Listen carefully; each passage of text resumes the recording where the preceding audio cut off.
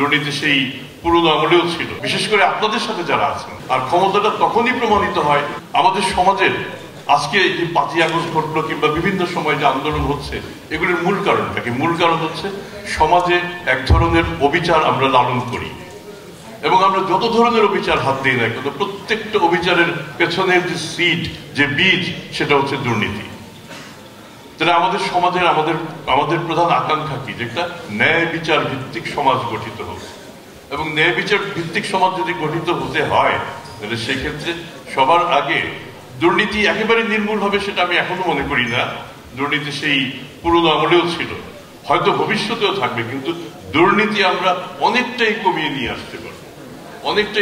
আসতে পারবো, এবং তার জন্য দরকার হচ্ছে আমাদের সদিচ্ছা, আমাদের প্রতিরোধ। আজকে আমি আপনাদের সবাইকে বলবো, আপনারা সবার আগে লক্ষ্য রাখবেন দুর্নীতি দমন কমিশনে আপনাদের সাথে আমরা যারা কাজ করছি আমরা দুর্নীতিগ্রস্ত কিনা। এটা যদি নিশ্চিত করতে পারেন যে না, এই দপ্তরে যারা কাজ করছেন, বিশেষ করে আপনাদের সাথে যারা আছেন, তারা দুর্নীতি করছেন না, তারাও মনে করবেন যে বেশ খানিকটা অগ্রগতি হয়েছে।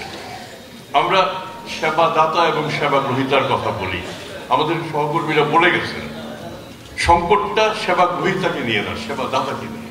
সেবা গ্রহীতার প্রত্যাশা থাকতেই পারে যে আমি ভালো সেবা দেব। এখন সেবাদাতা যারা, তারা কিন্তু এক অর্থে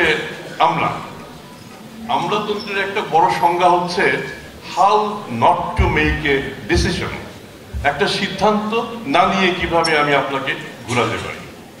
তাহলে আমরা যে যত বেশি ঘুরাতে পারি সে তত বেশি ক্ষমতাবান। আর ক্ষমতাটা তখনই প্রমাণিত হয় যখন আমরা এই ক্ষমতাটাকে অপব্যবহার করি।